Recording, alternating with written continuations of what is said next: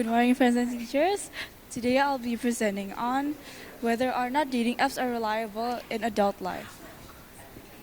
Next slide.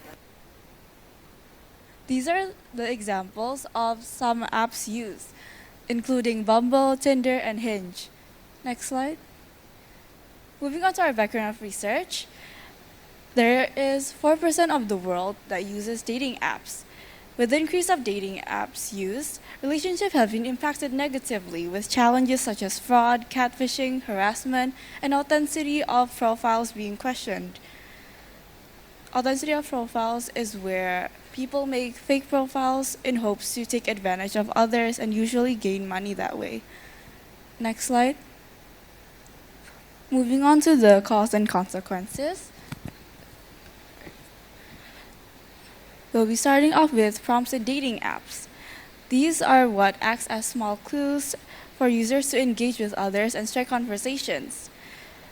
This trains users to hopefully become more social in their future and become more expressive with themselves. Next is that paying for a connection, where desperate users who want to connect with others spend lots of money on subscriptions and features such as gaining extra likes or even unlimited swipes, so that online and offline users provide the same chance in finding one soulmate. Third is being unaware of exploiters, where users can be attached to exploiters without even knowing who they truly are.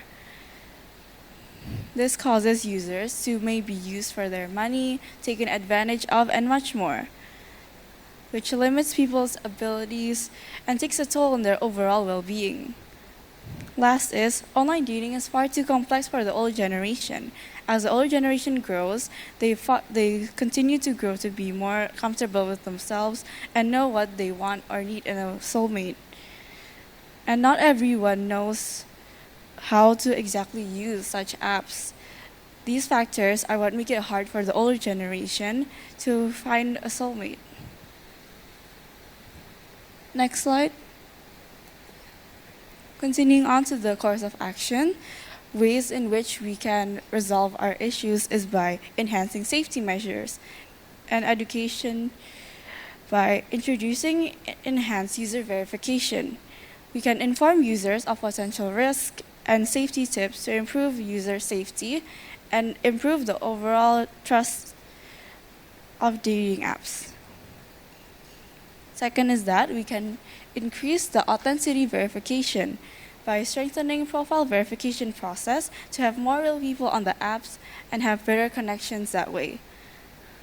Third is that we can be clear about money, where the apps have to clearly state and inform users of how much features and subscriptions cost so that users know what they're exactly spending their money on. This will also help reduce concerns about money and improve the overall reliability of dating apps. Fourth is that we can make platforms more user-friendly.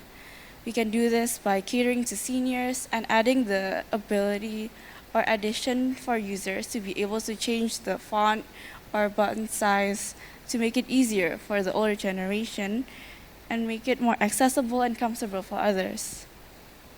Next slide. In summary, dating apps have changed how people connected, focusing on authenticity and shared value among one another. Through concerning challenges such as financial cost and exploitation remain.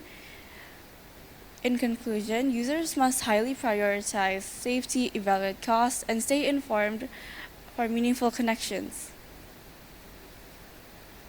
The biblical integration for this topic is coming from Proverbs 16, verse 6, which says, "Though love and faithfulness sin is atoned for, through the fear of the Lord evil is avoided."